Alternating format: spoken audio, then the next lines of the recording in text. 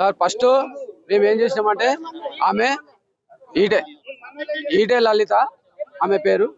ఆమె first only జ్వరంతో ఇక్కడ అడ్మిట్ అయింది. జ్వరంతో అంటే మామూలుగా నాకు జ్వరం వచ్చింది, ఏదో పోయి క్యాజువల్ గా ఇంజక్షన్ ఏదో గ్లూకోజ్ తీసుకుంటే తగ్గిపోతుంది అనే ఉద్దేశంలో పోయింది. పోయి అడ్మిట్ అయిన తర్వాత అడ్మిట్ చేసుకున్నాడు. ఈమె పరిస్థితి విషమంగా ఉంది. ఈమె అది ఊపిరి తీసుకోలేకపోతుంది. లంగ్స్లలో నీరు రావడం జరిగింది. ఆ నీరు నుంచి ఎఫెక్ట్ అవుతుంది. ఆక్సిజన్ పెట్టాలని వాడిని ఎంబడి ఉన్న మనిషిని కన్ఫ్యూజ్ చేసి అడ్మిట్ చేసుకొని మరి ట్రీట్మెంట్ ఇచ్చి మరి ఆక్సిజన్ ఇచ్చుకుంటా ఐసీయూలో పెట్టిన తర్వాత ఐసీ నుంచి మళ్ళీ పరిస్థితి ఇట్లా ఉంది, ఎక్కువ అవుతుంది అది అని చెప్పి మత్తు ఇచ్చి మళ్ళా మరుసటి రోజు మత్తు ఇచ్చి ఆ మత్తులో మళ్ళీ ట్రీట్మెంట్ ఇస్తున్నాము. మళ్ళీ నడుస్తుంది. ఒక్క ఇంజక్షన్ 10,700 ఇంజక్షన్ 3 ఇంజక్షన్లు తీసుకున్నాం సార్.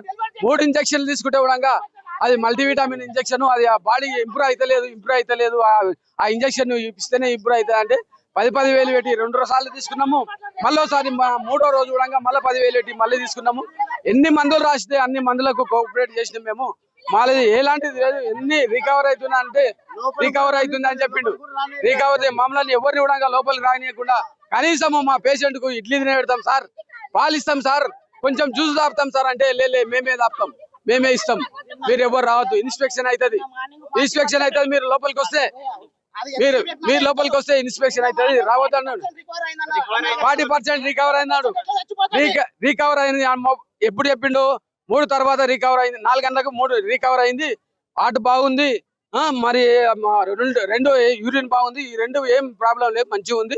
అది ఒకటి బెస్ట్ మనకు దేవుడు ఇచ్చిన వరము అని చెప్పిండు.